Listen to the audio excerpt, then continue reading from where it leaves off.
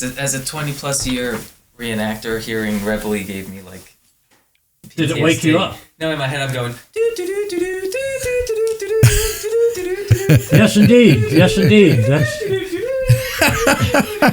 with or without the melody. What's that? The melody was not as important as the beat. From the Gettysburg Museum of History Studios, you're listening to Addressing Gettysburg. Hello, ladies and gentlemen, and welcome to this episode of Addressing Gettysburg. And today I have I think a special treat for you. First of all, I've got a great story. Along with that comes several other great stories. And we're going to talk about something that we've touched on before with, for example, Yari Villanueva.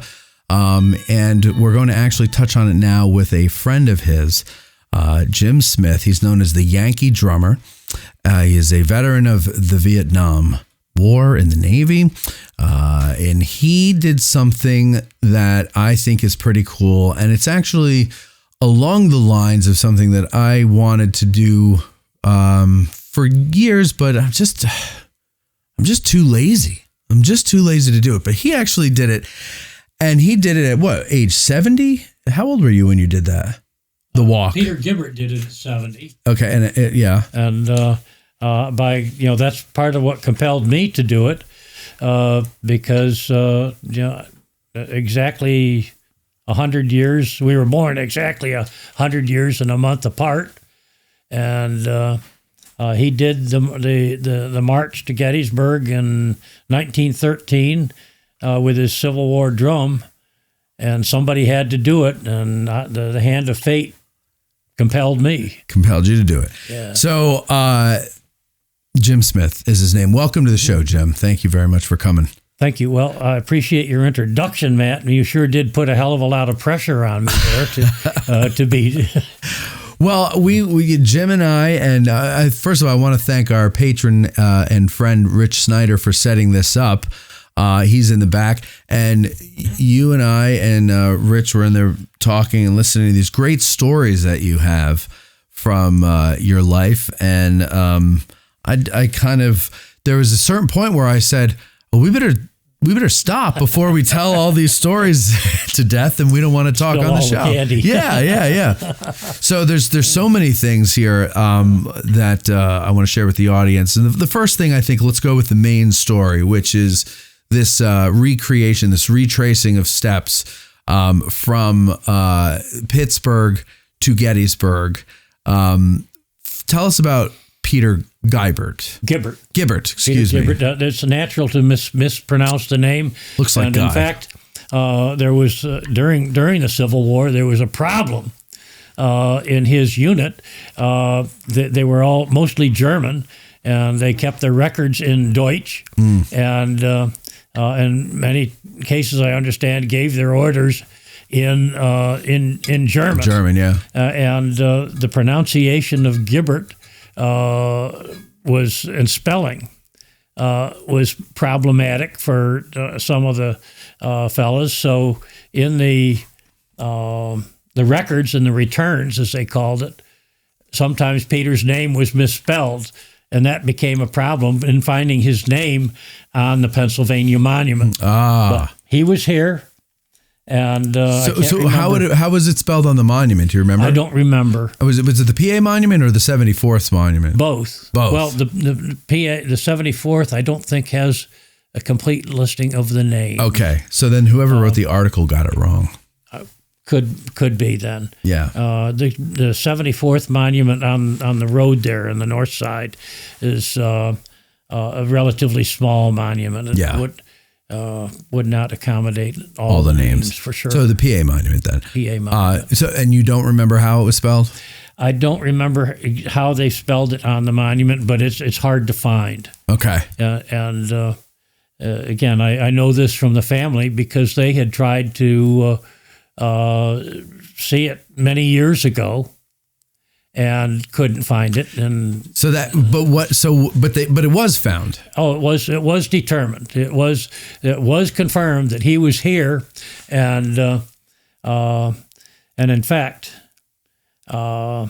he was, for a short period of time, detailed from the 74th Pennsylvania to the brigade band for the 11th Corps band. Okay. And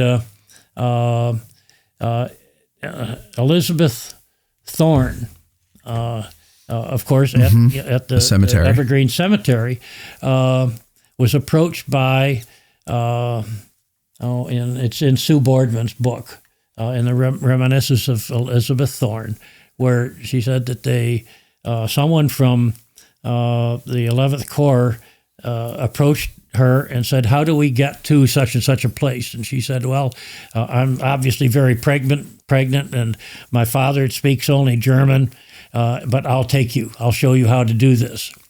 And as she was leading this officer to where and give him directions, the brigade band was there. And she said in her journal or diary, they played a nice little ditty for my pleasure. So I'm sorry I interrupted the story there. That's all right. That's all right. But what is his name on the monument? I don't remember. I'd have to go back. We'll have to go back and check it. It's been years. It's been over 10 years since I looked for it on the Pennsylvania Monument. But they did someone determined that he is there. It's just a mangled spelling of his name. It was a misspelling of the name, and it's for sure that he was here at Gettysburg in 1863. Okay. That's a given. Yeah. So, he was in the 74th and then the 77th? 78. 78th. Oh, I believe it was a 78. Well, let's see. I can get the answer there. It's not, let's see. It's been years since and I have his discharge papers and stuff somewhere back at home. I have it in here. Don't worry about it. The stories are more important at this point here.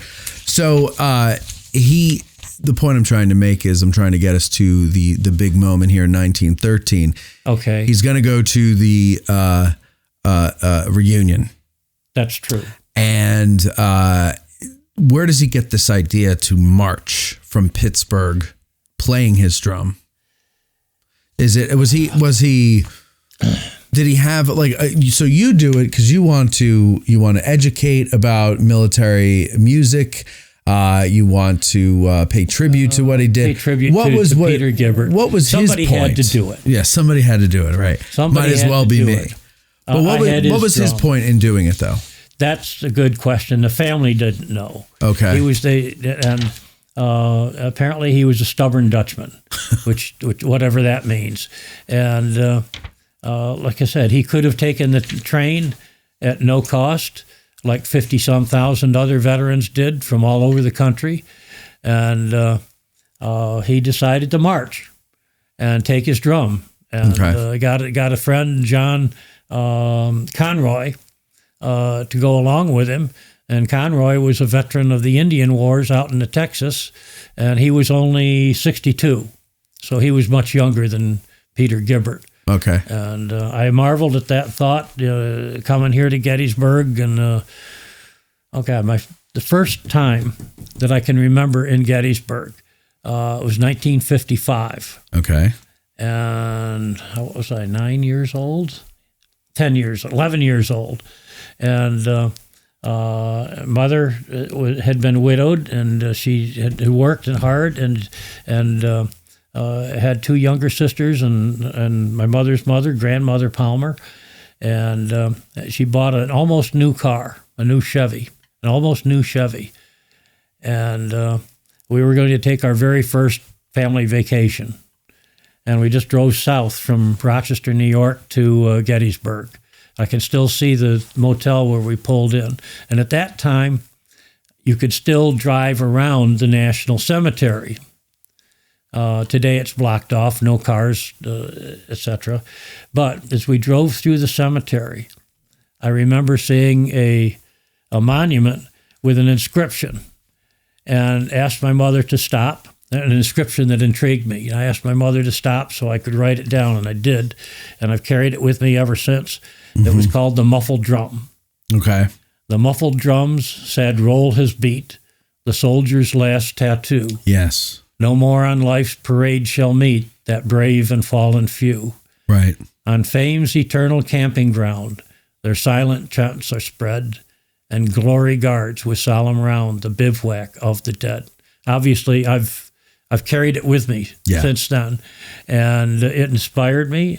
And later, of course, I found this recording by Frederick Fennell at Eastman called "The Music of '76," and that changed my life. I met Fennell, and that changed my life. And can I tell you something else that'll change your life? Please, Matt. The Bivouac of the Dead, the lyrics to that. Yes. Do you know they match up perfectly with the melody of the Gilligan's Island theme song? Gilligan's Island, remember that show? No, sir. The lyrics of that poem match up perfectly with that melody. I had no idea. Now try it in your head, and you'll never forget it. All right. Well, I do know in later years, I learned in later years that at Arlington National Cemetery, over the McClellan Gate, the original big gate for entering the cemetery, is that poem, Bivouac, or the muffled drum, Bivouac of the Dead. It was written by O'Hara in 1855. He was a Mexican War veteran. Served in the Mexican War, and very poignant. It's a long poem, but that piece stays. And after Arlington, it was inscribed on brass plates all over the country at national cemeteries. So at every national cemetery, we'll find that poem that I just recited, "The Muffled Drum," and that is poignant. Yeah. And we're getting you're plumbing the sound. Right. You're plumbing the sound of the drums, the somber beat of the dirge, the sound, the drums.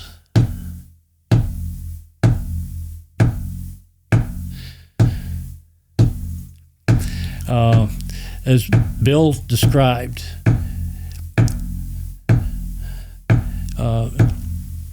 4 years ago, Bill and several other friends from Eastman and from other symphonies and orchestras and drum corps and I did a memorial for one of my best friends. And we used old drums. Yeah. And Bill avowed in our discussion the other day how that sound stuck with him. And then he said, and I was at Kennedy's service. That's so funny you say that, because I'm thinking, with the muffled drums, I'm thinking of Kennedy's funeral procession. That was it. Yeah.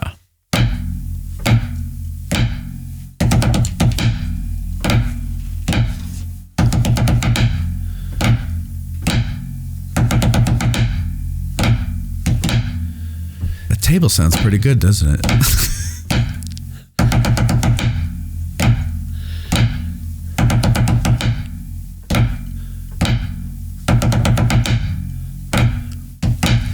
That beat was written by Vince Batista, principal percussionist in the Army band at the time, and so that's not a traditional. That was what was played. That was what was performed by the Joint Services Drum Corps. Okay. That Mrs. Kennedy requested. Okay. And Vince was put in charge of they pulled drummers from all the military bands in the military district of Washington. And I believe there were 18 of them at the time. And Vince laid out that it had to be straightforward. It's just flams with a 7. And the 7 is very open, as you hear. Now, for people who are not drummers out in the audience, explain what you just said. Flams with a 7. Well, what's a flam? Flam is when you hit both at the same time, but one's a little bit before the other. Almost the same time. Sometimes in the 1700s, the flam was the signal of execution. When the company commander said, "Turn to the right." Oh. You could hear that broad note. Yes. Just a short grace note and then a stroke. Turn to the right. When you're, all of these things are relatively simple, but they had to be for the troops to understand and execute the signal. Now, the 7, the only way that a drum can sustain a sound is by creating a roll. And that of course, the horns can fife, you keep blowing into it, and you create the sound. A roll is basically 2 beats with each stick, or with each stick following the sequence.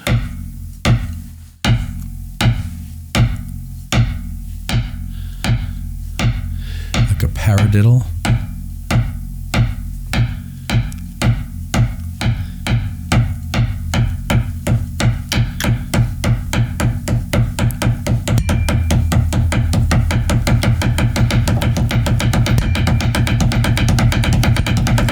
Until we have a continuous sound. Yeah. I love that. I love listening to that. It's the most basic thing that a drummer needs to learn. All of the rolls and the substantial number of the rudiments, as we call them, are based upon that idea, and it's all control. Traditional drums, old heads with calfskin heads, are totally different than the modern drums that are like playing on a tabletop. Yeah, we were talking about that before. One of the things in the article I read that I think you were quoted as saying is that with these old drums, you hear all of the elements individually. You hear the attack on the head, you hear the snares rattle, and you hear the resonance, I think were the 3 things that you're talking about. Yes, and drawing the sound out of the drum. That's the key. Explain what you mean by that. Drawing the sound out of the drum. As John Beck used to emphasize, the sound that you want is deep in the belly of the drum. You don't get it, but you don't get the sound by just racking. You have to scoop it out and throw it up into the air. You're moving air.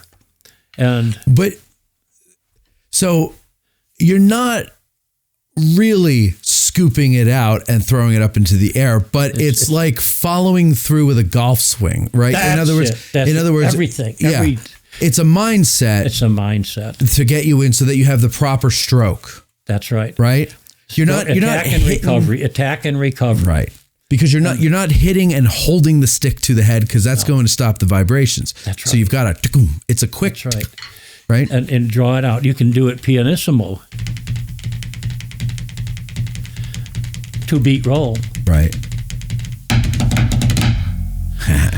And you've got dynamic. Yeah. Well, now the sound, Kennedy. Yeah, let's go back to Kennedy. Bill, and I didn't realize that Bill and his family had been there, but he said the sound was extraordinary. And I said, Bill, that's what I wanted to hear. Thank you. You reminded me, because a while back I read an account of Kennedy's funeral procession by one of the Army sergeants who had been assigned from the Special Forces group out of Fort out in the Midwest. I can't remember offhand, but he described how, as they were marching along next to the caisson, that it suddenly occurred to him there were 1 million people, according to what they'd been told. There were 1 million spectators watching this parade, watching this event in the streets of Gettysburg, or not in the streets of Washington, D.C. And he said it was amazing. There was not a sound, but for the beat of the drums. Yeah. And for us at home, listening on the radio, listening to Edward Murrow, listening to anything, or watching on TV. Yes. all over the world. That was the sound. Yeah. And even Lyndon Johnson, in his memoir, spoke about the sound of those drums. I'm so glad we're talking about this, because when you started banging on the table, just that 1, 2, 3, 4, even though it wasn't the cadence they played in Kennedy's funeral yet, it reminded me of that. And then you brought it up, and I wasn't alive then, but I've seen the footage, I've heard the drum, and of all the things, there's two things from that move me just on a human level, because I wasn't alive, so I have no connection to that time. The drum cadence and Little John saluting his dad. Yes. Those are the two things that, if I'm sorry, but if that doesn't give you some kind of deep chill, you're not a human being. Yes. I don't know how you could look at those things and not be moved in some way, or listen to the drum cadence. What is it? Is it the simplicity of the drum cadence that is like? I mean, there's some psychology that he used in writing that drum cadence, because it is simple, but it is moving. It is enough to make you, and you mix it with a muffled drum. Snares off, I'm assuming, right? Snares off. Yes. I don't know how. No, I don't have it on Peter's drums. Do you want one of the other ones? We can get Rich to run and grab one. Well, the drum that I would be playing here, I guess, it's got a reg. The snares are loosened. The heads are loosened. Yeah, we should probably have started with the nomenclature of the drum. Of the drum, and how it's built, and how we'll get to all that. But here's one that is. Now, is this a reproduction, or is this a? This is a drum that I made. It's technically a reproduction. This? Okay. And I have been using it for military funerals with the veterans group to which I belong. Okay. So there's a black sash around the snares there. This helps to keep the snares away from the head, and it produces the very deep sound that we're accustomed to. Natural overtones. Yeah. Which are today, it's sad to say that you got 18 drummers doing that, and it's thunderous. Yeah. It goes to the heart, it goes to the gut, it goes to the mind. And a bass drum too, right? Bass drum, just very simple. Same, keeping that simple time. There weren't very many bass drums in the group that I remember. And again, you check the footage, but no, it sounds like it's just memorable. those. It doesn't sound like there's a bass. I mean, I don't know. I mean, so that cadence was written specifically for him, for Kennedy. So that's not something that we would have seen at the funeral for Abraham Lincoln. Correct. Perhaps not. And I don't know what actually was done for Lincoln. I know what I did for James Getty, Lincoln presenter. Here in 2015, in October 2015. And James Getty was not only a premier Lincoln presenter around the world, but he was a veteran, Navy veteran of the Korean War. Right. So he was to receive full military honors and was interred here at Gettysburg in Evergreen Cemetery. And we, oh gosh, I don't know how many. James Getty was so well known and adored by people for his historical presentation, for his character. Mm-hmm. Both as himself and as Lincoln.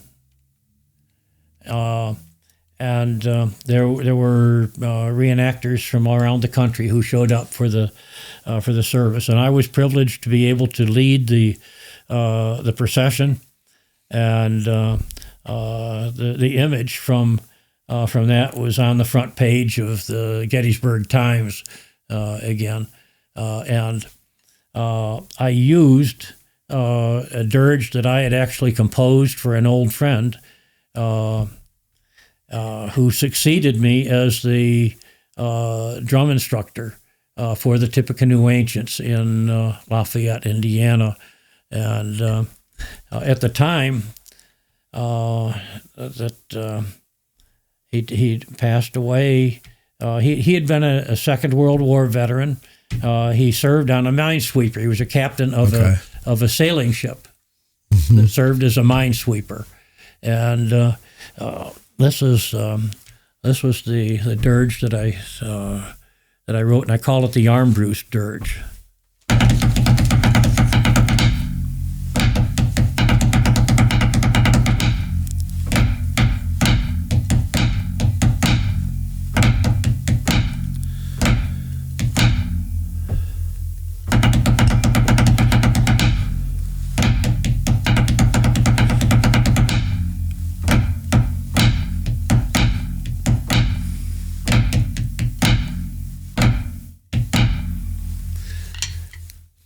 I apologize here. I probably should have mentioned that these old, crooked, mismatched sticks are actually a pair. And they do, of course, come from the Civil War. They're Civil War period sticks. So these are 160 years old. Yeah, somewhere in that range, at least. But they're good. I love them. I love them. Even though one I can see is very clearly warped, it's not straight. Yeah. It doesn't throw you off at all. Why should it? The drum doesn't know the difference. It would throw me off. No, I mean, they don't need to be perfectly balanced. They don't need to be perfectly... You get used to it, even if you're... Yeah, you're right. This I've switched the sticks. This feels strange. Yeah. So you have it used, even though they're not perfectly balanced, you have your right-hand stick and your left-hand stick, just from what... From use. It's like anything else. Some violinists have favorite bows. Sure. No, I like piano players have favorite pianos. They all have different touch and feel. So right. It's the touch and the feel. Yeah. The same.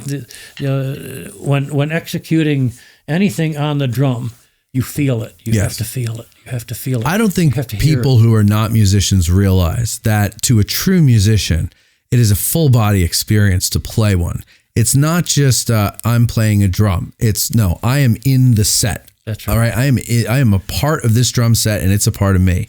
And I feel the vibrations. I feel the cling, and the way I position everything. It's all about wavelengths and meeting mine. And you play somebody else's set. It could all be the same drums, the same cymbals, the same everything, but he sets it up a little differently, and it doesn't feel right because it's not vibrating into you the right way. That's the way I always looked at it. Pianos too. Like, it's just some pianos I could really, this is good. I could dig into this piano. Other ones I'm like, I can't feel it. I can't feel the music. So the instrument is a very important part of playing. Yeah. Well, and we were on Peter Guibert's drum. Yes. And, so let's talk about this, because this is unique because it's, what is that, copper? Brass? And where's the joint here? So now this, while you're looking, this is actually Peter Guibert's drum that he carried in the Civil War. That he carried throughout the Civil War. As far as it was issued in 1861. And we believe that it may have been imported from France. Brass shells were very common in France and Germany at that time. And this was characteristic as a snare tensioner. There's no identification on the drum to indicate manufacturer. Yeah, I was going to say no brand name or anything. But this is characteristic of that early mid 1800s, and it's heavier than the standard issue ash shell. But as I learned here with some other drums, was highly prized by the drummers because of its sound and its carrying power.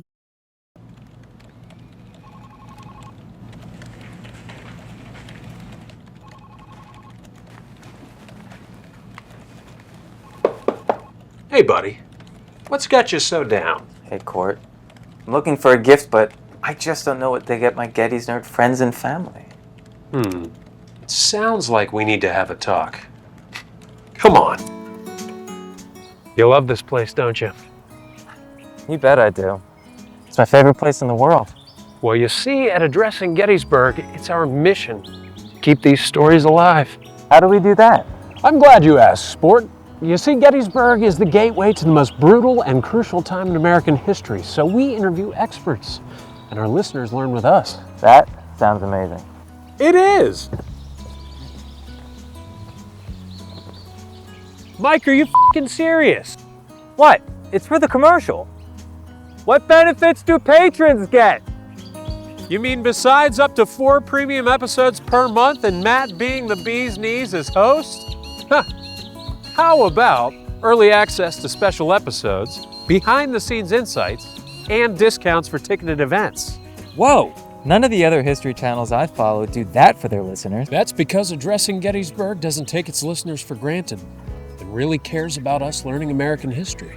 You know, I should gift my Gettys nerd friends and family an Addressing Gettysburg Patreon membership. You see, the answer was right under your nose the entire time.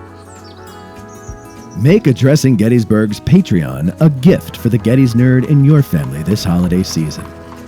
Addressing Gettysburg wants you to learn about the Civil War with us, and we need your support.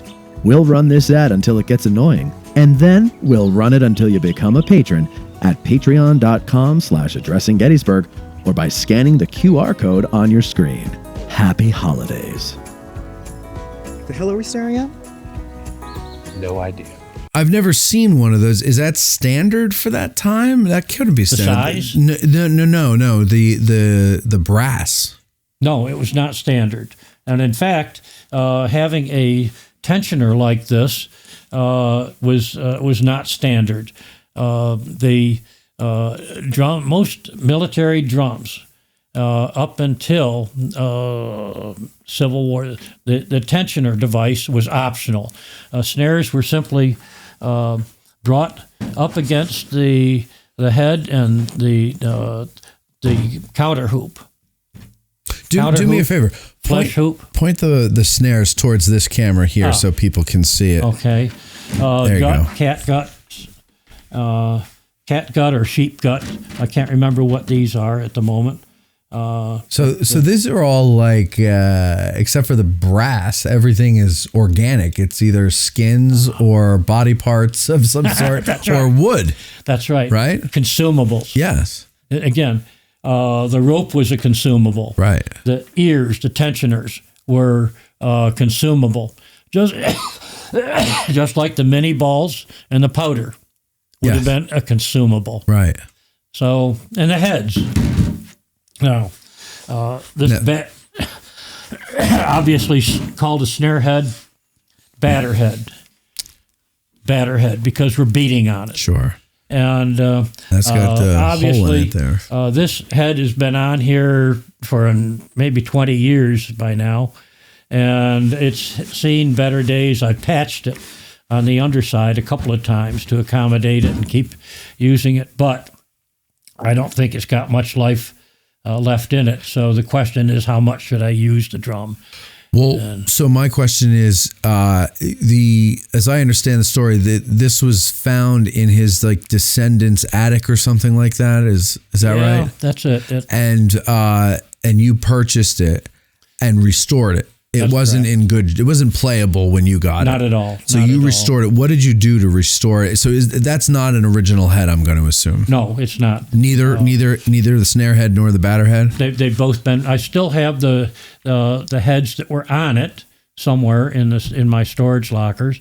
I still have the original snares. I still have anything that was on the drum at the time. I saved it. It's okay, good. That's always been a habit. I'm a pack rat. I save everything. Yeah. Save everything. Yeah. Well, you never know. You never know. So it's all there. Why do you think the studio's such a mess? It's like home. You never know. It's like home. Mm-hmm. So anyhow, and in fact, when restoring a drum, that's part of what I do. Try to determine the condition of the instrument in either of two conditions. one, as manufactured and issued, or two, as it was the last time that it was actually in service. Ah, okay.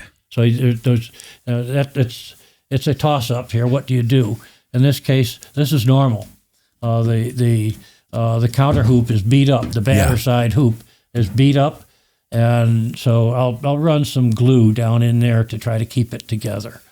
Now, when you get the loop on the batter head beat up like that, do you assume that there was a comedian within the ranks and they were constantly doing rim shots? No, it was me.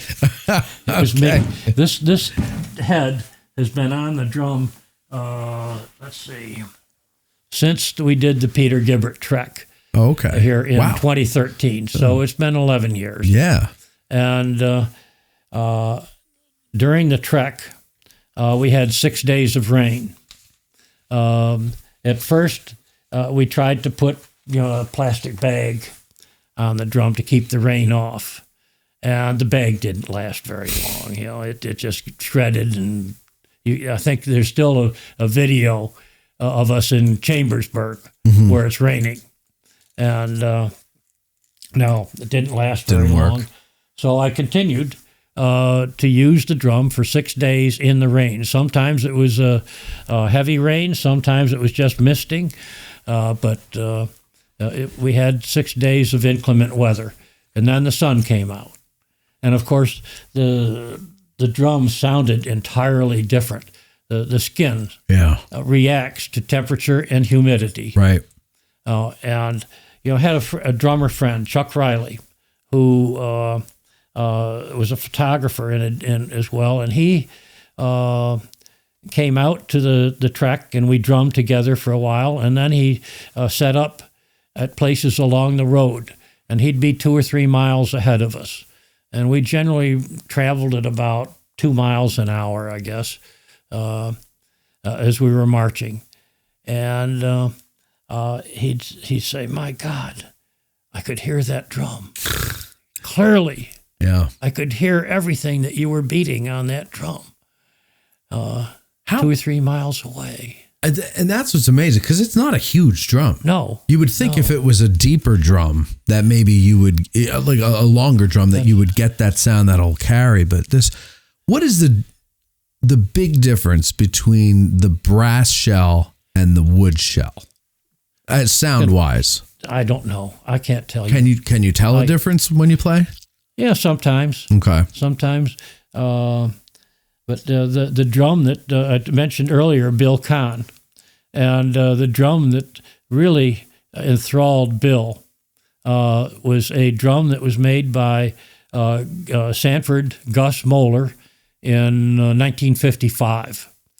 And it had the head diameter was 17 inches. The shell, we always talk about the head diameter and then the depth of the shell. Mm-hmm. That's what determines how much air you're going to move. Sure. And that was 20 inches deep, 17 by 20 or 21, somewhere in that range. Again, it didn't matter because that was the size of the wood that Moeller had to work with. Right. Solid ash, as well as the counter hoops and the whole thing. And it was a great drum. He called it his Grand Republic. He made it for Buck Soisman in Baltimore. And I had it for over 40 years, and I used it very frequently. But that was the drum that we had for my friend Craig's service. And I had several other deep drums. Bill had, I think, one of his Ames drums. I don't recall, but Bill stood next to me as we were doing several things. We did a salute based on Fanfare for the Common Man. Sure. And in this case, we entitled it Fanfare for the Uncommon Man. And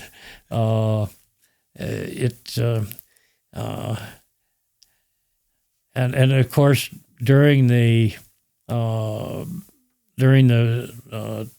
remarks, knowing Craig for all my life, spoke about where we'd been and what we'd played, and I, of course, had to mention Frederick Fennell because he was the inspiration for me to take up this arcane ancient art. And he enabled me through his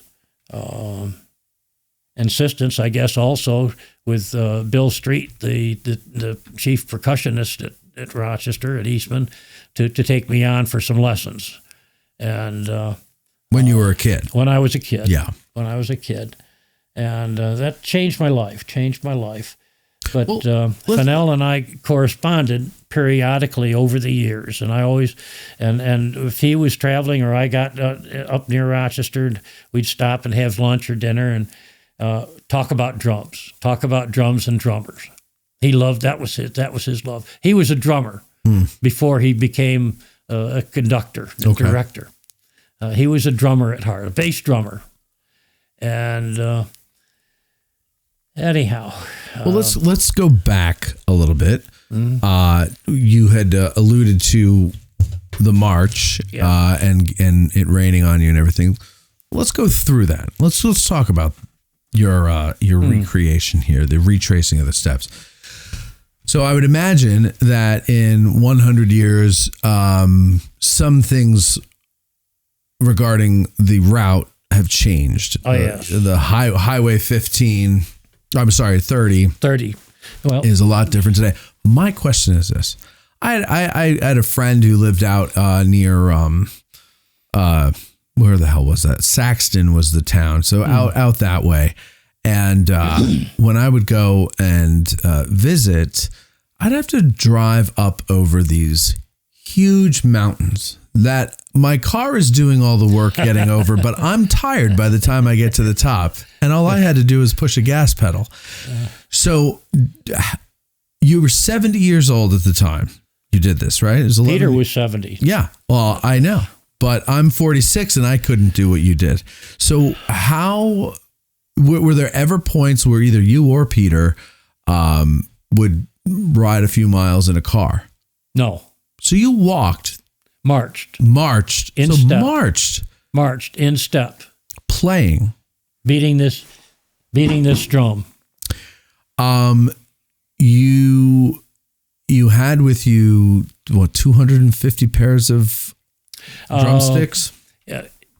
We had to follow a truck. Len DiCarlo had his truck and carried most of the sticks. The idea was that throughout the day, I had to use, I don't remember, 10 pair of sticks, something like that. We'd figured it out to what I had to be able to do. And we kept log. All the sticks were serial numbered. Mm-hmm.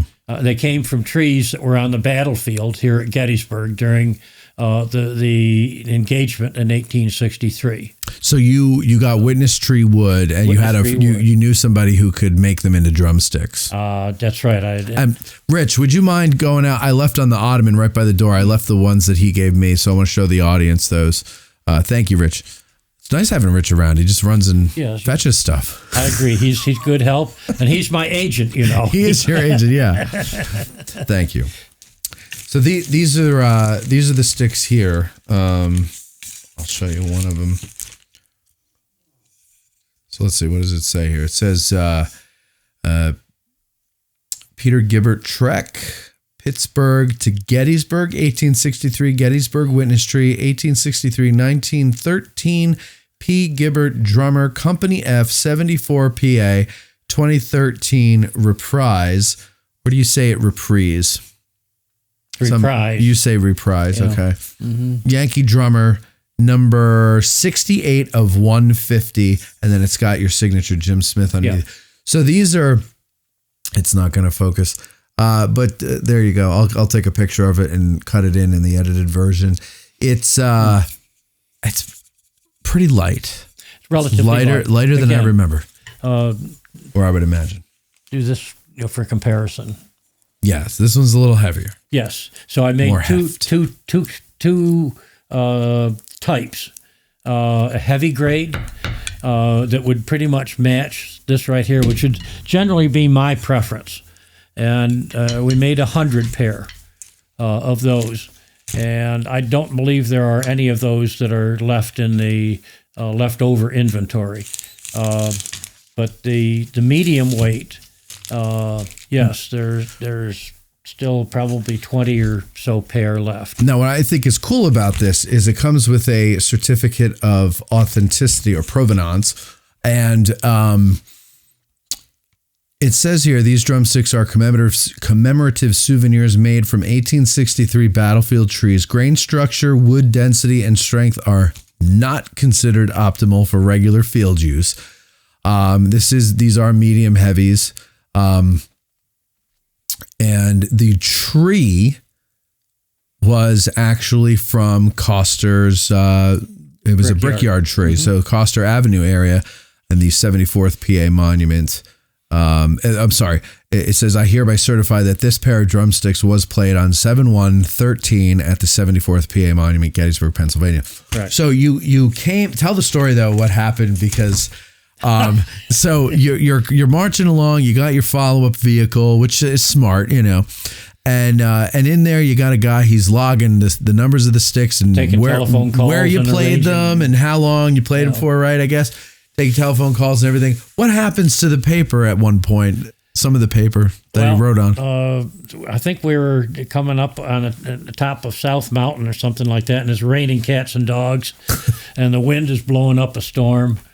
And we got some soda or something out of the truck, and the wind picked up and took 2 sheets of that paper with the information on it that Len had been keeping, and blew it down the hill into the brush and forever gone. Would you remember where on the route this was? I think it was on top of South Mountain. Or that's shit. Excuse me. It's okay. You'll edit that out. Yeah, sure. Thank you. It's in my old age, my Navy. Oh, that's fine. Comes back. We use found language here once in a while. So anyhow, it's gone. And it happened. It was there, and we said some things at the time, and so I said, well, can't do anything about it. Right. We move on. It's like I told Conroy and Len, look, I don't know what it was like in 1913 when Peter did this, but I can imagine that he didn't have tractor trailers flying by at 70 miles an hour once in a while. So this is my next, and people trying to come in and out. We had a few dicey moments, I confess, but I told him, look, if I get whacked, don't worry about it. Just leave me, push me off into the ditch, just keep going, and take the drum. Keep going. Take the drum. The drum has to make it. The drum has got to make it to Gettysburg. So that was the one. Well, so to finish the story with the sticks, though, the reason this was played at the monument is because the pages that were lost had information about these sticks, right? So you played them at the monument. He gave you all the ones that had their records lost. Yes. And you went on a marathon and you played them at the monument so that we could say, all right, this was where it was. But so in reality, though, this was played twice. These were played it was. on the route and then for sure at the 74th. That's correct. So that's cool. I like that because it's not, there's more of a story to this than if they had inadvertent. Planned that way. It's a good story. No. I mean, we didn't plan on having the rain. Yeah. But we had to deal with it. But you mentioned the tractor trailers. Yeah. That's the first thing that was going through my mind when I heard this is, Route 30 today. I mean, yeah, it's got rural parts, but tractor trailers are up and down that road all day long, every day. And some of those roads, when you're going up into the mountains, are pretty treacherous with not a very big not a lot shoulder, of visibility. Nor a good shoulder. Yes. So what is your follow-up vehicle kind of riding behind you, slowing down traffic? Well, we attempted all kinds of things. We tried to march with traffic in the right-hand lane. Right. And have the Len behind us with a flasher on the overhead. And that didn't work. That didn't really work. So we decided the safest, best thing to do is to get on the lane facing traffic. And Len either went ahead with his flashing light on and flash to oncoming traffic to let them know that there's something going on, or whatever seemed appropriate. And it was we made it. We made it. We had a few, just a very few dicey moments, but a lot of fun. School buses would come up, and sometimes they knew what we were doing, and they would pull over, and either the kids would get out and form a circle in a yard or whatever, and we'd have a talk about the job of the drummers. Just like what Peter did. You would stop along the way and talk. As far as I know. Yeah. And demonstrate and talk about Abraham Lincoln and Reconstruction and Abraham Lincoln's vision of one country, binding the country's wounds and bringing it back together. That was what we and it was a great honor and a privilege to be able to do that and to carry that message. And there were other times when kids stayed on the bus and we talked back and forth. And at one point in Everett, we ended at the one end at the western edge of Everett the day before, and every day we took road paint and painted a line on the road, and put a PG for Peter Guibert and the date. So that was our stop point from that day.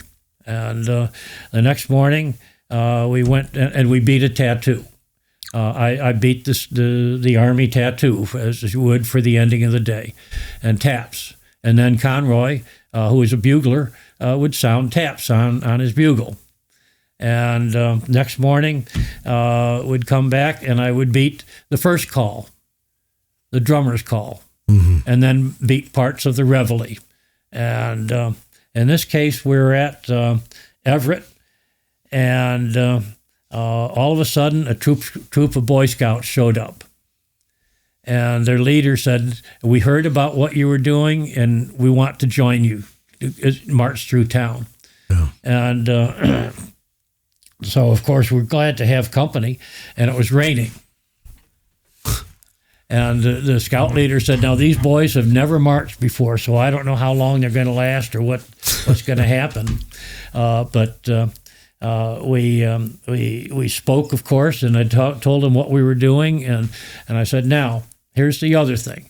Whenever we encounter Old Glory flying on a public building or on a flagstaff in front of the county courthouse or on somebody's porch, we stop. I beat to the colors.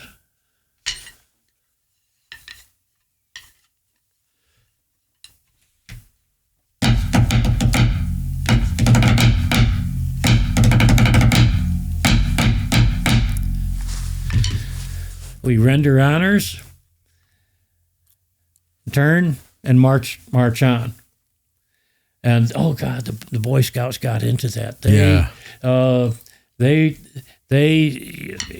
We marched through Everett, and half the houses in town had a flag. We stopped at every one. Of course, the public buildings had flags. We stopped at every one.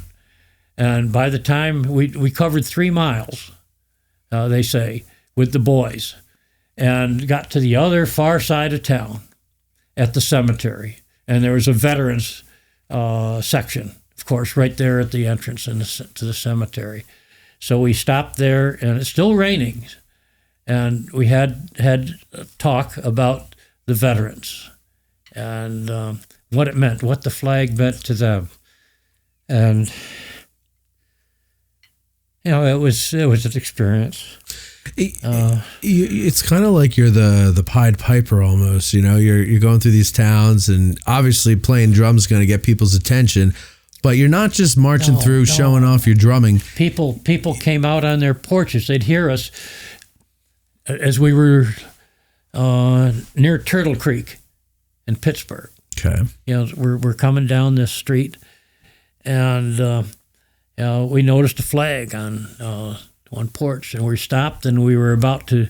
I think I beat the signal to colors, and this crippled guy came out, and he was wearing a Marine hat, and he said, "Stand by, boys, stand by. I want to get my blouse on, my Marine blouse on." He'd been in Vietnam barely 2 weeks, and he got shot up, and he's been crippled ever since. I bet he wanted to come out and salute. He wanted to do that and stand at attention and have us there and get a picture. Yeah. Yeah. And that was not unusual. That was not unusual. That's beautiful, though. Oh God! Right. That made things like that made the whole trip. Yeah. We got to Breezewood, and we were asked to go to the elementary school, and I think there were 90 kids there at that time in the class. It was a small school or whatever.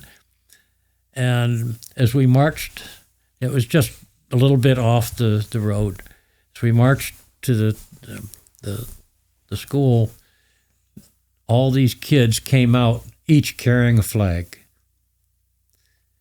So we marched around their flag poles. They're all behind us. And then did the talk. And, those were memorable moments. I'm sure they're touching. And, to hear people say that patriotism is dead. No. Yeah, and then and that was only 11 years ago. We experienced patriotism every day. Yeah, things like that, and that's one of the things that kept us going. Did you have a flag with you? No. So it's just, and you're in uniform. Well, if we were in town and had something, we dressed appropriately as GAR. But on the road, we had T-shirts made up. Of course, yellow fabric to reflect, reflector fabric with a Peter Guibert Trek logo on it. A friend of mine, a graphic designer, came up with the logo and everything, and that was Mark Kennan. And my gosh, it was we needed that to be visible on the road. Yeah, it's safer. The story of that you just told about the disabled veteran. Every time I'm at a Memorial Day parade or some kind of an event, for that's looking at the military, and I see an old disabled vet struggle to get to his feet to salute the flag or stand for the flag or do the best he can to honor it.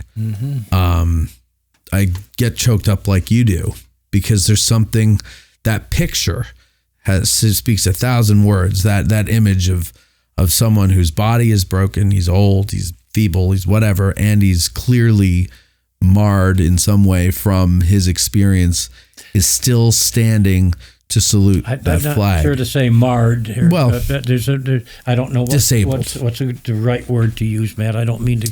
That's fine. Interact, but no, that's fine. But whatever. I mean, his body is in the heart. It's in the heart. That's what I'm saying. Is the body may be broken in places because of. But he survived. That's right. And he can probably say, "But my best friend." That's and my country, right or wrong, my country. Right. That's what I'm talking about. Right or wrong, my country. Right or wrong, no matter what happened to me, as you say, I survived, and I'm proud of my service, and I'm proud of my country. I love my country. And I'm thankful. I'm thankful to be able to do this when I know of so many fellas who are far more capable with drums and drumsticks than I, who aren't here to do it. So It's not I'm there. thankful to be able to try to pass along, as Bill Kahn said, the sound, the historic, correct sound of the instrument, as it would have been heard 160 years ago. And the drums today, are so over-tensioned and so over-muffled that they bear no resemblance to drums that were used historically. And unfortunately, that's the way young people come up through the ranks to do this and join the prestigious groups, the drum corps, and you do what you know, right? And sometimes it's hard to change direction, but I hope that and Bill Kahn, John Beck, Frederick Fennell would all have said the same thing. It's the sound. It's all about the sound. And the sound changed with temperature and humidity. So you work with it. You have to work with it. Well, and also drums especially, they do something to our primitive side. It turns something on in us. Even if they're not, like what you would think of as maybe tribal drums, like they're more sophisticated with snares and stuff, there's still something about them with a military cadence that, I don't know. I mean, I was never in the service, but it stirs me every time I hear them. I just have to stop and I just get chills. Like it does something. And I think that's again, with the psychology. I mean, yeah, you need drums so that the colonel can issue an order and everybody can hear it. But I think there's so much more. I was saying to Rich before, we were talking about all the drum calls when we were going out to get the drums, and what was it, Rich? You said you were surprised by? At Digital History Pioneers Foundation, we are about grassroots history on digital platforms. That means we are about podcasters, documentarians, YouTubers, and even TikTokers. All of these creators are out there trying to share their love of history with the public. They don't need ideas, they need funding, both from viewers and corporate donors. DH Pioneer's initial funding focus is on the Civil War era, with a special emphasis on the Addressing Gettysburg podcast. So be a vital part of the unique content Addressing Gettysburg has in store by donating at dhpioneers.com and help bring your love of history to the people. Digital History Pioneers is an IRS Section 501c3 approved charitable corporation that makes any donation tax deductible to the fullest extent of the law. Oh, the symbols, that they had symbols, right? And I'm sorry I got into that. So he said that he was surprised that they had crash cymbals and these holsters that went on your side to hold them in. And I said, well, yeah, like, because when they weren't used to issue orders, the musicians were the CD player for the army. You didn't have ways to play music. You had a band. That's right. Well, the band was primarily entertainment. Yeah. Militarily, the band provided music on the march. That's why they had these for a very limited period of time during the Civil War, from 1860 to 1865. The Army came up with what were called over-the-shoulder horns, so that the bell was pointed backwards. Yeah. So the band could march in front, the troops could hear the music. Mm-hmm. After the Civil War, those horns got nailed up on, I remember at Purdue, in the Kappa Kappa Psi Lounge. We had original Civil War horns that were nailed up on the wall. Really? Because they were of no great use. Yeah. Just a curiosity now. Curiosity. No, but that is a pretty clever thing to do, is you put the bells backwards so the band could march up front and you could hear the music. Provided, now, the question is the cymbals. how many bands actually utilize cymbals? I'm sure not many. Not many. They're a rare bird, and the only reason that I have these in the van is that they are such a rare bird. I found those cymbals in Pittsburgh at an antique junk store. Really. And they were. I don't know if they were in a scrap metal bin or just where at the time, but 40, 50 years ago, I picked them up and had put them away, and found the leather pouch and everything. Well, I don't know how few years ago, I remembered seeing an image of a Pittsburgh Zouave group, the 114th Pennsylvania Zouaves. Yep. They had a band.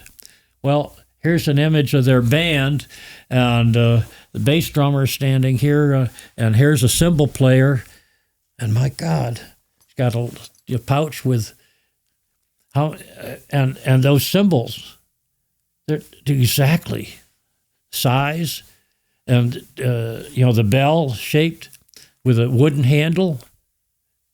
That's got to be those cymbals. So unknowingly, I saved the cymbals from the 114th Pennsylvania Zouave band. Wow. And how are you sure? Or you're like, odds are? I would, if somebody can disprove it, I'm welcome to the information. Okay, yeah.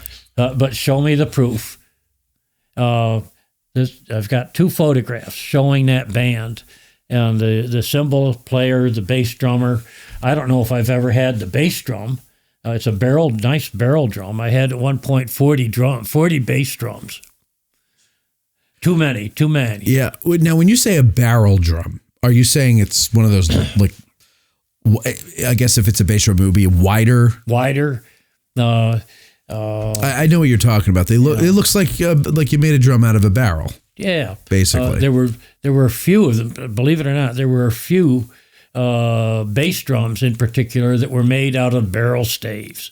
They were brutally heavy. I bet.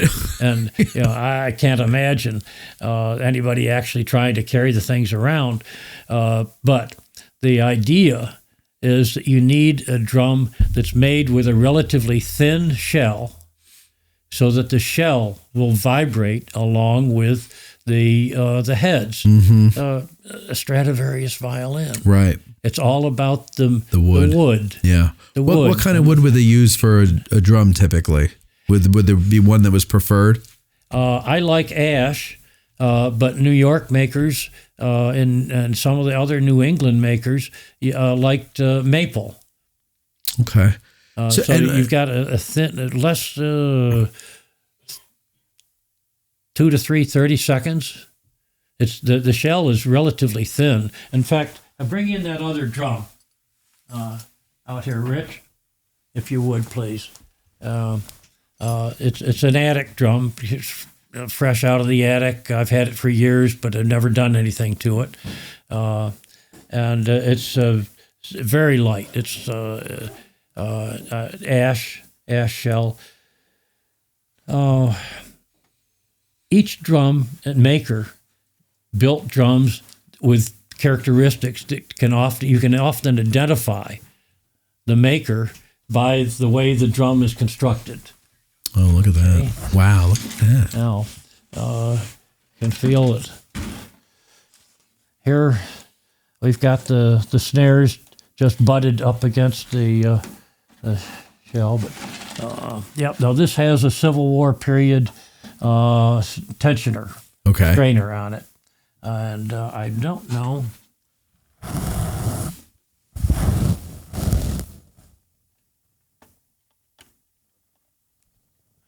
No, I'm not seeing any label.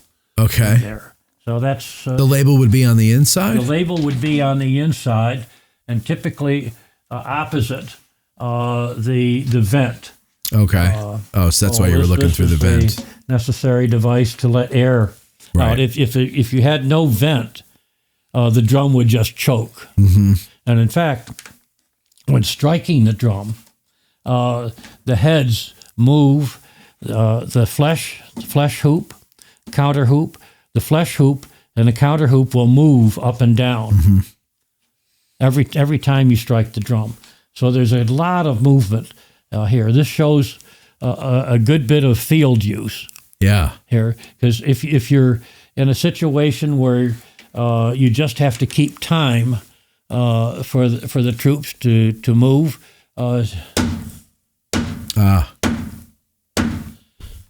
As opposed to beating it on the head. As opposed to using up the head. Right, okay. So it's a safe way to keep the troops moving.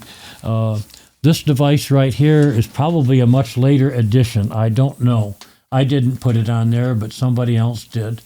It would not have been the way this was done.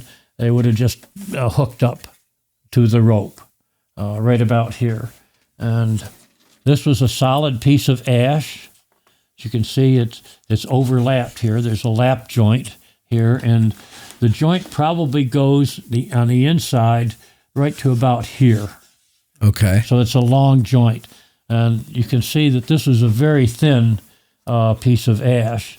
Now, I don't know what happened here, but it's not unusual on some drums that there must have been an imperfection in the original wood that allowed it to split out. Like a knot or something? Or So now, who the painting? So there's a really nice. Can you angle it towards that so they can see it at home? Yeah, there you go. That's beautiful. Now, who would do that? Would that be the manufacturer or would that be the drummer boy? No, that would typically be the manufacturer. That was okay. Originally, the decoration came out to this point here. You'd have a and then you got those tacks. Pattern. The tacks on it too. Or would that have been something that someone would do to personalize it? No. This was functional. Oh, in the construction of the drum. Oh, that's how the two pieces come together. That's correct. Okay. They overlap so that you know this side here overlaps on the other, and that's where we've got the lap joint. So they would like mill down a thin piece of wood and then bend it into a shell. Into a shell. Yeah. Steam it. Yeah. Steam it or soak it. I've done it both ways. How long does that take? Oh God. I mean, I would imagine. I'm not as efficient as I think they probably were. When you've got a contract to supply 5,000 drums, that's got to take a while. I mean, I'm probably exaggerating there for a single manufacturer. Some people have been doing an excellent job. Patrick Jones, my friend, has done a good job of researching a lot of the manufacturers. But I like to say, and this is probably one of the original ears from 1860. Is that what they call that part? The little leather thing that goes down on the tension ropes? Yes. You can hear that pulls, that shortens the rope and therefore pulls against the heads, putting tension on the head. So if you wanted a tighter sound. Yes. Yeah. Yes. So can you give us a couple of beats on that one so we could hear what it sounds like? Well, we can give it a try. I don't know what. Is it easy to do sitting down or? Yeah, to be honest, I have difficulty standing up anymore and playing, and I'll try to play with just about any band that will allow me to sit down and not complain. So, okay. I've never beat on this drum, so we'll see what happens. Do you want to?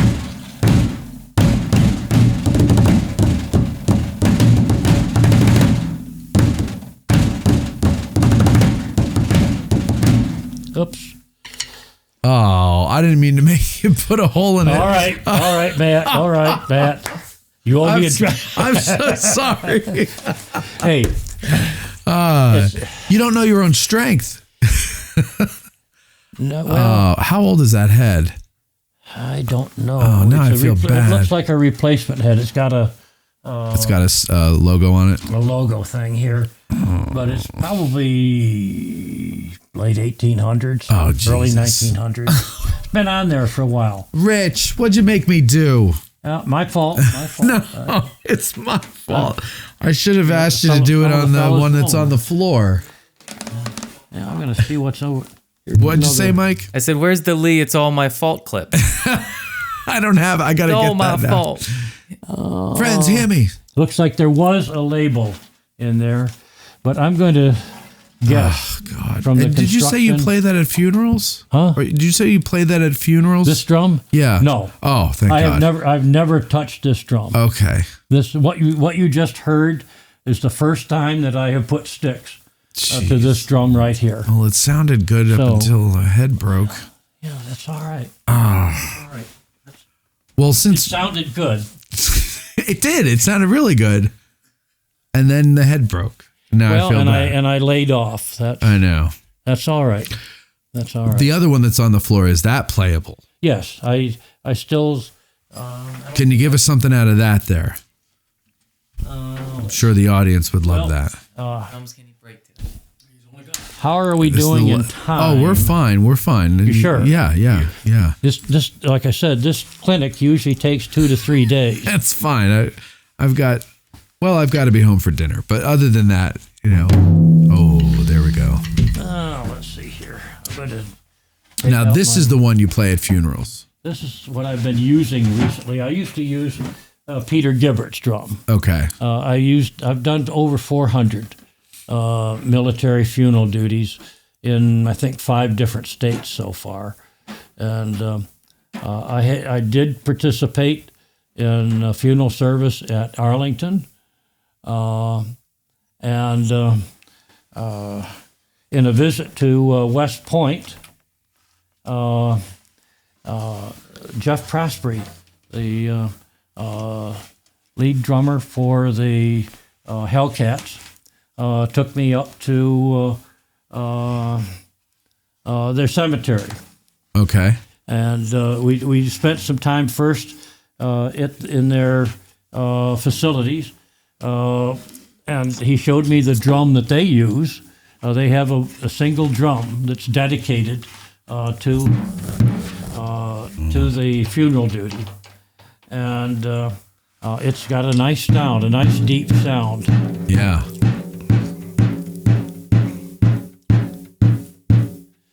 And anyhow, we went up to the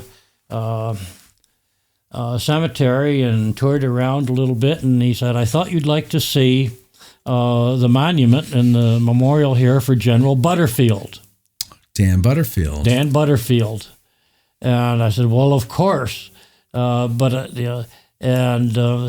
Butterfield is credited with conceiving the idea for taps at Harrison's Landing in Virginia in 1862.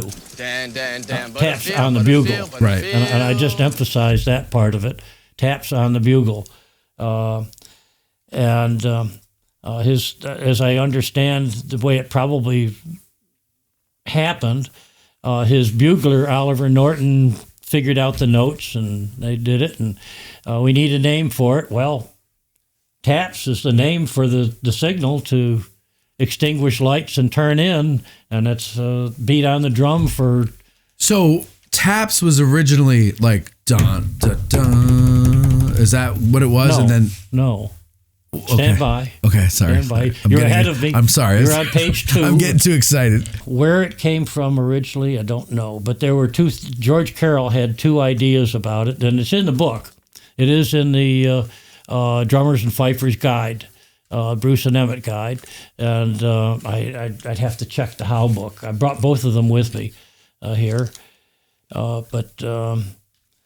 Anyhow, George said, well, in the Revoir, from what he's read, I said, he read original source documents and could recite them a week or 2 later, cover to cover. Mm-hmm.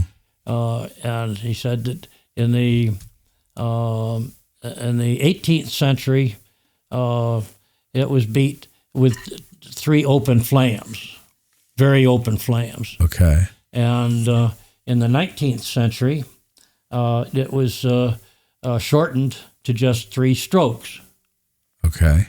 So demonstrate what you mean by the 2. And a single. And what I have been doing, if we do a funeral service and don't have a bugler, and again, people are accustomed today to the bugle, but prior to 1862 and for years after, the common thing was to beat the taps. It's in the description of the funeral duties. The funeral duties, like the dirge. Right.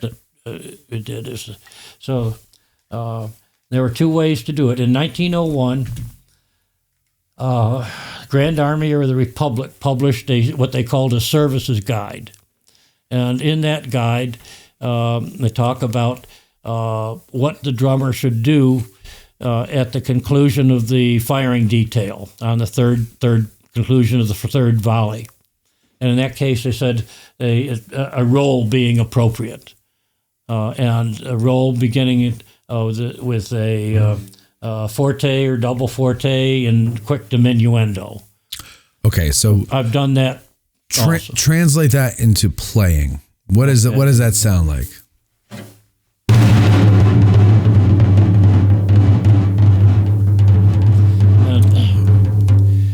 So you start off with a loud accented hit, and then become soft very quickly. Okay, and I do that with funeral duties here now, so that it's there, and that allows the bugler. And I have to work this out with the bugler, assuming they've got a bugler. Work it out. Don't be surprised, but I will tell him what I'm going to do, and then you go ahead and sound your taps, and toward the very end, for about the last 6 notes or something like that, I'll drop out. And it works very well. It works very well. But if there's no bugler, then I'll just do that and then beat the taps.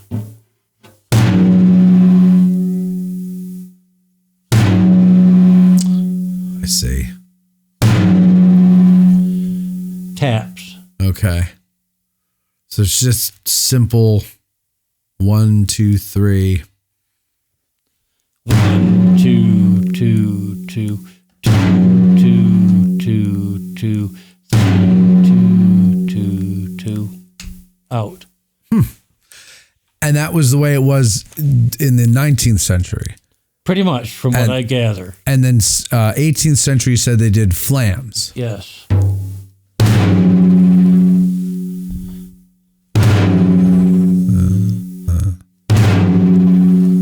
Okay.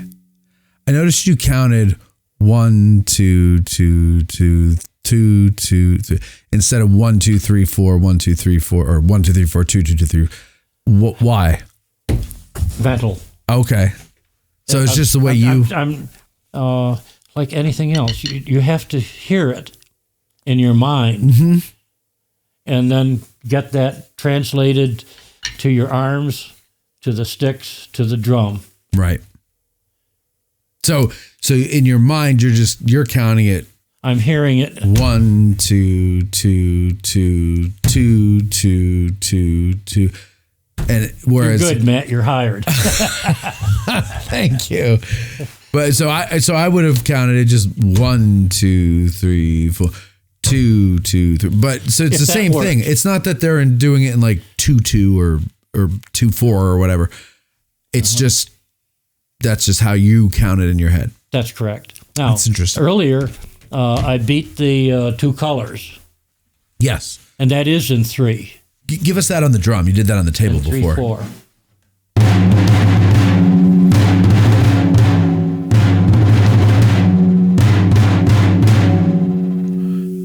Okay. So now that's not a march, so it's easier to do in 3, 4. It's a signal. Yeah. Signal to come to. Well, you're at it, presuming that you're at attention, or if not, come to attention and render honors. Because if they're going to do a march in 3, 4, then that's called a waltz. Well, right? That's true. And that would look funny with a regiment waltzing down the road. No, that's done. That's trooping the line. Oh, is it? Trooping the line. See, now, I'm trying to make a joke, but that's a real thing. You've got good questions, Matt. Thank you. Good questions. Thank you. Trooping the line. When the regiment forms up, there's a beautiful image from the Civil War. What date? Well, it's the 50th Pennsylvania Regiment. Here? I don't think they were not at Gettysburg. It was some other place. And God, I've got the image somewhere in my collection of stuff. But anyhow, that image, it must have been close to 1863 because, and they were a Pennsylvania regiment, 50th Pennsylvania, Heinz History Center in Pittsburgh during this 150th anniversary wanted Peter Guibert's drum for a display. Really? Yes. And I said, no, I'm sorry. I know you'll get ketchup all over it. You've talked with his family and stuff, but I'm using the drum. It's in service. And so finally, after we'd done the trek and I came back, I went to go see the curator. And I think we had done some kind of a thing. And so I was in uniform and had the drum, and I took the drum with me. And went to see Leslie, the curator, and we had a pleasant conversation and whatever. And so she said, "You got to come see the display that we've got." And they had a lot of artifacts from Pittsburghers who served in the Army and stuff. And here on the wall, they had taken an image of the 50th Pennsylvania, blown it up to larger than life. And it went from one end of the wall to the other. So you could see pretty much the entire regiment formed up, the fellas with their muskets, most of them like this, holding the muskets, and you could read the lock plate. Wow. You could read the information on the lock plate. It was, oh, God, beautiful image. And here's the colonel out in front on his mount, and all the other officers lined up behind the colonel for each company. And on the far right, the field music, the music. And I'd guess that there were probably 10, 12 drummers and 2, maybe 3 fifers. That's it. Now, and then in this room, they had some tents set up. It was kind of an interactive display thing with kids, so kids could look at the tents, and they had mannequins and stuff like that. And in the background, for music or noise, they had the sound of wagons. I don't know. They probably pulled it from Frederick Fennell's thing that he did on sounds of the Civil War, and bugle calls, bugle calls, bugle calls, bugle calls, bugle calls. And I turned to Leslie and I said, "Here's the regiment. Here's the regiment, and this is their encampment.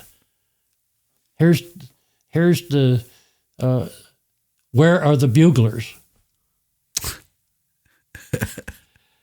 And her mouth dropped, and she said, "Well, all we can hear are the buglers." And I said, "Well, now look, for the regiment to form up like this, they had to have had a signal to do so, right? And this is probably what they heard."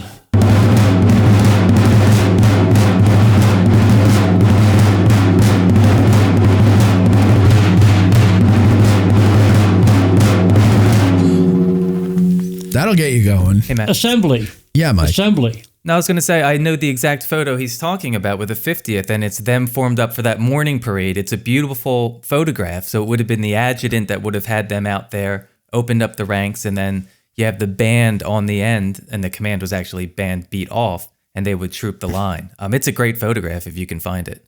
So I'll look for it while you're talking. So do you know where it was taken, Mike?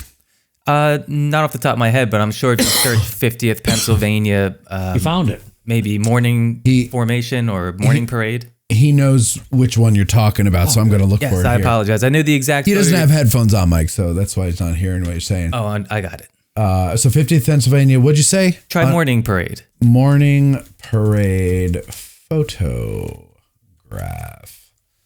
We'll see. It's in the Library of Congress. This has got to be. There it is, the first one. The first one? That's the one I'm thinking of. Yep. All right, let me see if I can find a bigger version of it. It's not this one. Is it? Mm-hmm. It is? Yep. All right. Then we'll try to. Oh.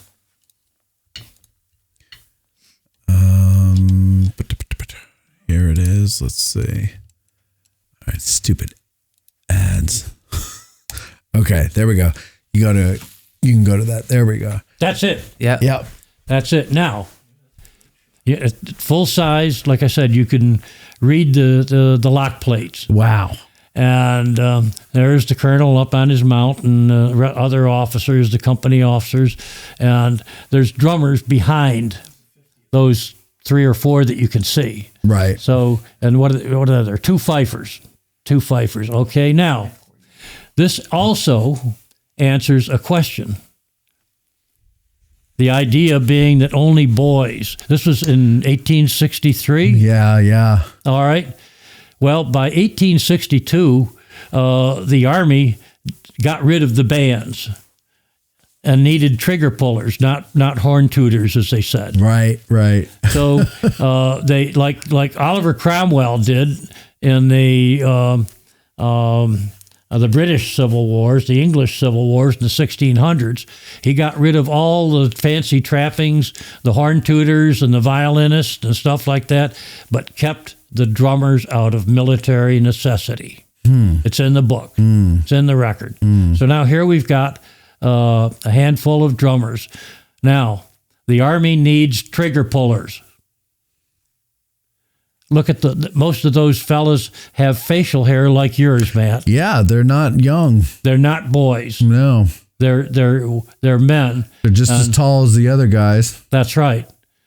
So Roughly. now, yes, there were youngsters like Johnny Clem, 10 years old, Robert Hendershot, who was probably about 11 or 12 at the time. So that sounds like one of those things that was true in part, but was blown out of proportion and romanticized. That's a good way to put it. Like women dressed as men and, to fight and all that stuff. There's a handful of cases, but now we want to think everybody did it. And we want to think that all the drummers were little boys, but That's right. They weren't. That was not the case. No. And that begs this question. Yeah. Was there a reason? Was there a reason? As Oliver Cromwell said, out of military necessity, kept the drummers. Well, yeah, they have to communicate. What we just were doing. Yeah. I mean, there was no need with the drummers in the morning, the first call. Yeah. The first signal in the morning, the drummers call. The music, sometimes they called it the music call, but duty drummer, beat first call.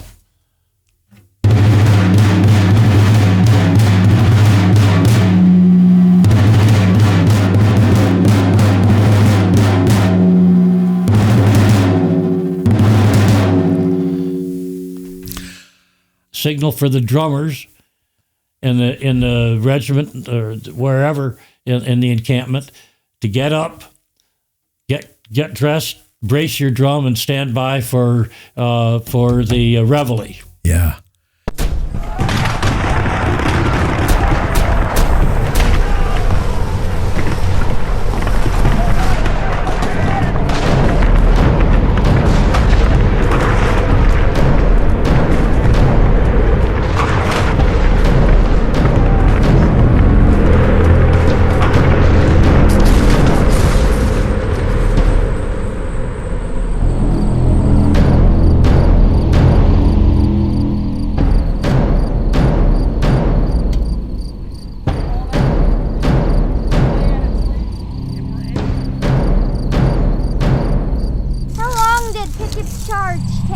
That's another great question.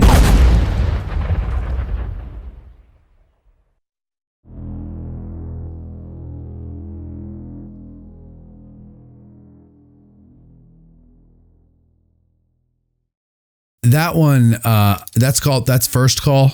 You That said was First Call. Yeah, Ken Burns uses that in the Civil War documentary, and he uses it rather artfully.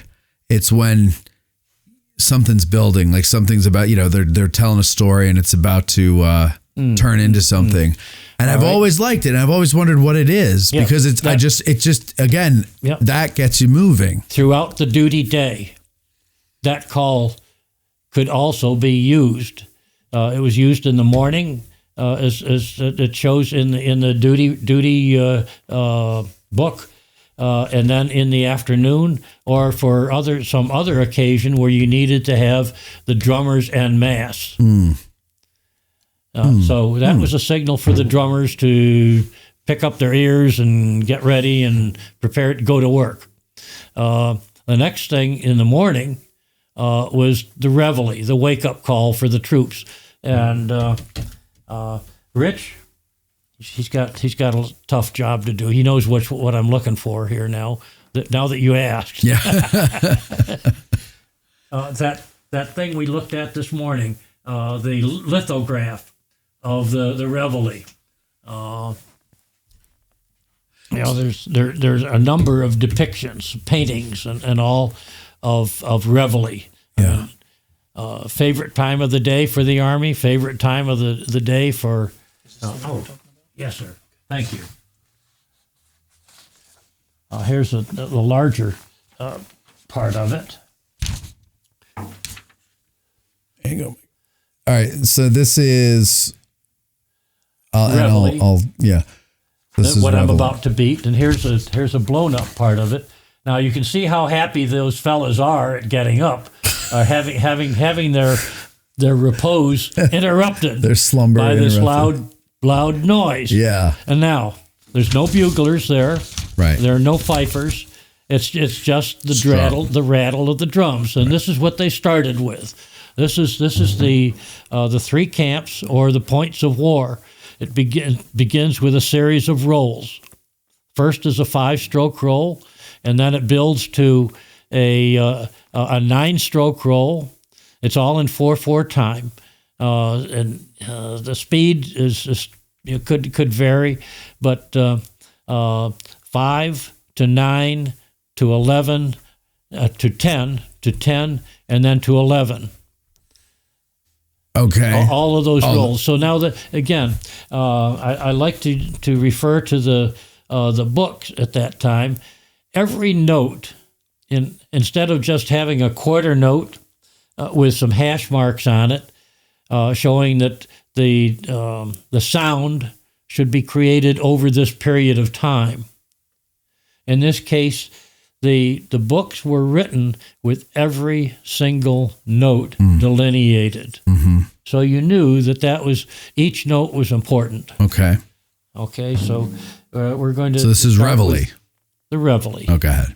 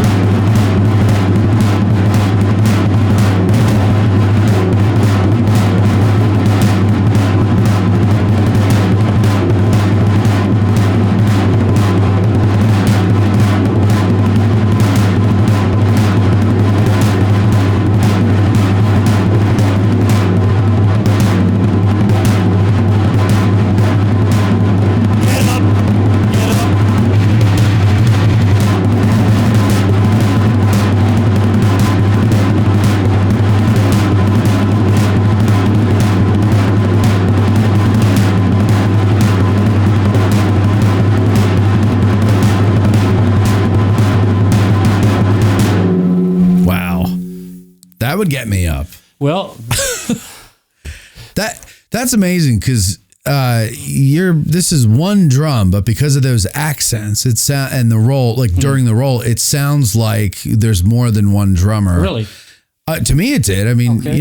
It's because of the roll. Because it's like you got a couple of drummers rolling, and another guy's going bum bum bum bum. No, bum, bum, but they're it's one person. It's all accents. Those are all accents. Yeah.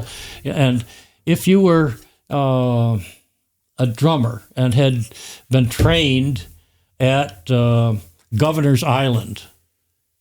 There are some wonderful books that describe drummers being rowed out to Governor's Island, or young, what would they call them, orphans in particular, like the British Army. They took orphans on board. Orphans became midshipmen and in the British Navy, and so these fellows got rowed out to the island, and almost immediately got indoctrinated in the function of the drum. It was just 24/7 of the use of the drum. So you learn the craft, you learn the rudiments, you learn how to do it. In this case, I say even in the bands, the rudiments, the traditional drum rudiments, were utilized, and that's the way drummers learned. Some, as you noted, did not read music, and for the most part, a brass band would employ a bass drummer and a snare drummer or side drummer, who may or may not have been able to read music, but it didn't really matter because there was little, if anything, in writing for them to follow. 'Cause you can't be doing this and carry a piece of music at the same time. Good point. Yeah. So is that why when you listen to fife and drums, drums and fifes? Okay. Sorry. Drums and fifes. When you listen to drums and fifes playing, let's say it was The Girl I Left Behind Me. And right? And then the drum beat is basically the rhythm of the melody. It follows. Today, yes, very much. Today. So did it not always? No. There were a handful of what we called stock beats. Yeah. Oh.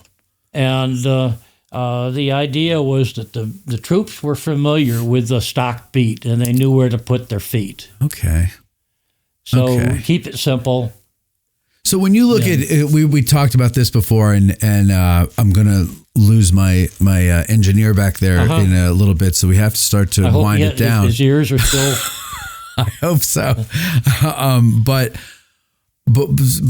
we talked before about the old guard and the old guard fife and drum corps, or drum and fife corps, if you will, and how much I love listening to them. But then we got into talking about how they've kind of jazzed it up, how it's not really the way they would have played back in the old days, and that's part of what I like about them, but also part of what I always kind of felt like I wasn't really getting an authentic performance, because it seemed too modern. The drum beats seemed too modern. They seemed too jazzy, too, so in some cases maybe a little R&B influenced or something, but they just didn't seem like it's something anyone would have come up with back in those days. And I think it's probably because you can't really march to them. You can maybe do some kind of interpretive dance to them, but you can't march to them.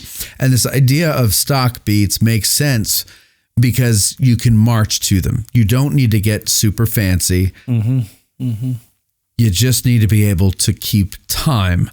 Whereas the old guard and like Colonial Williamsburg, they're in the entertainment business. They're entertaining, yes, right. yes. They're not giving you a depiction. So you want to see a depiction of what it would have been like in the Civil War, you'd have to come to a Civil War reenactment and find... Maybe miss, maybe no. Right. Be able to see and hear what it truly was like. What was, of all the things that you've drummed at, which is a lot, what is the most memorable moment in your drumming career? Do you have one? I can't say that I truly have. Was it a particular maybe event or a funeral, or maybe getting to play with someone, or getting to play a drum that you've always wanted to, or that for whatever reason you shouldn't have been allowed to play? No, you I don't know where if you're leading me. No. I'm just actually it was somebody who was listening in the comments, and I thought I'd steal the question from him. I guess the application, the rudiments, and I have to go to this, and this is, in discussion with Bill Kahn the other day, and Bob Pangborn, another old friend who had studied at Eastman in the 1950s, and Bob served as the principal percussionist, or he was in the West Point band and the Hellcats, both units, very rare, and then eventually became the principal at Detroit Symphony. Very tough job for 45 years. Bob just turned 90 years old, and he still plays. Really? He's good. Oh, God. He is precise.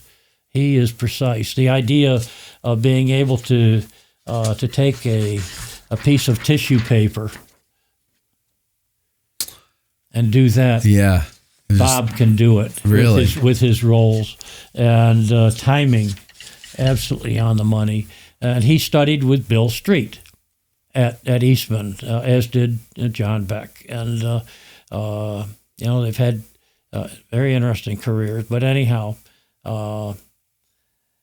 we talked about all of this. We've talked about the rudiments and concern that the traditional rudiments are not being taught today with the execution that allows you to adapt to just about any genre. When you say the traditional rudiments, again, for the layman out in the audience, what are you saying?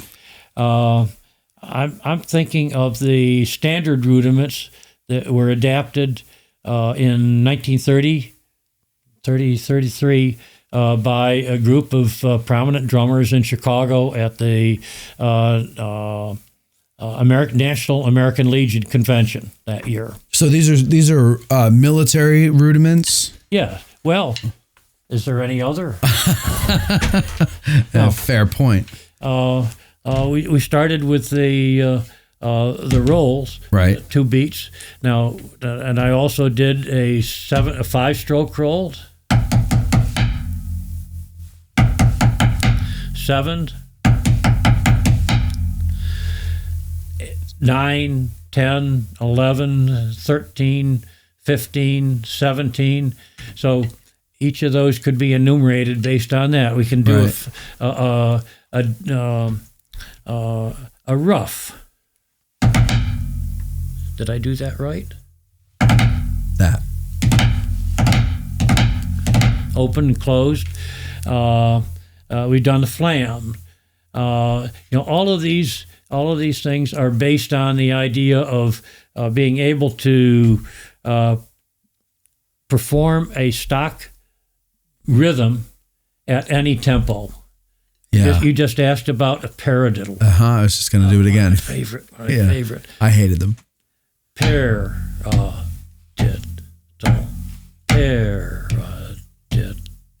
The trick is to keep the high stick high and the low stick low. Simple paradiddle. Simple to you.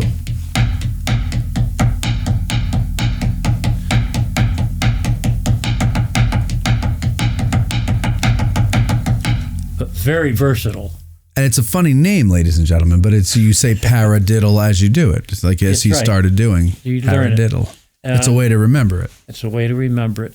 And you learn to do that at almost any tempo and with different dynamics.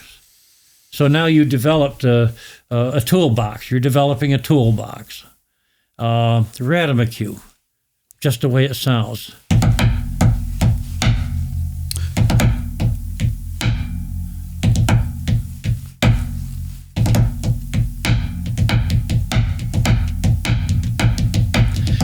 The accent could change. Yeah. It could be on. Okay. Yeah. but you've got it's in the toolbox. Yeah. And we were talking earlier, and you caused me to remember when I graduated from OCS and was in the Navy and was assigned to Treasure Island in San Francisco. Yeah. For shipboard training and ship driving and damage control and some other things. And I took the opportunity to find all of the jazz clubs on the pier and all of the great eateries in San Francisco, and probably could have been assigned there for 2 years and not found them all. But of the ones that I did find, it was great. And late at night, I'd sit with a small jazz club, get close to the drummer and start chatting, and inevitably be asked to sit in for a set. And it was good fun. And one night, the drummer afterwards said, "Look, there's a session in Sausalito tomorrow night, and you should go to it. It's an open jam session." So I found the place, and it was packed, just packed. And the band was hot. Oh, God, it was wonderful. And I had a beer, and I kept noticing there's a set of congas up there. Nobody's using them. Open jam. Yeah. So I made myself at home and looked around at the other fellas. Some paradiddles, and I'm listening to what they're doing, and I'm watching for cues. And I played a lot of impromptu gigs with bands in college and all. That's how we made money. And so I'm looking for the clues, listening for the cues, and getting a thumbs up here, and it fit. We had great fun. And like I said, about 3 a.m., I realized, damn, I'm late to get back to the base. And so I'm saying my good nights, and the leader ran over and said, hey, I want you in the band. And I had to apologize because I'm going to be headed to Vietnam sooner before later. Right. And I said, well, my name is Carlos, and I want you in the band, so keep that in mind, or something like that. Right. And all I could do was say, thanks, yeah, man, next time. And I didn't know. I had no idea at the time. It was just great fun. Yes. And it was a great evening and a good story, and it's true. And only later did I discover that was Santana. Did you kick yourself, or were you like, not time to kick, not time for Carlos Santana comes over to you and says, I want you in the band. Yeah. And then you find out you didn't realize who it was, and the opera. Oh, it was 1970. Yeah. 1970. Yeah. They'd been to Woodstock, and I knew of Woodstock, but it wasn't my thing at the time. Oh, man. Listen, thank Jim, we could go on for hours and hours and hours. Oh, this is like I said, this was a 3-day clinic. I know, it is. I didn't even get the weapons out to talk about the preparatory from 1776, or the firing stroke. Well, with the weapons, and they start with the Brown Bess musket, right, flintlock, and then eventually we graduate to a Spencer carbine with 7 rounds, self-contained rounds. We've had a long way to go. Oh, I know. But in the meantime, thanks everybody for watching, and bye-bye.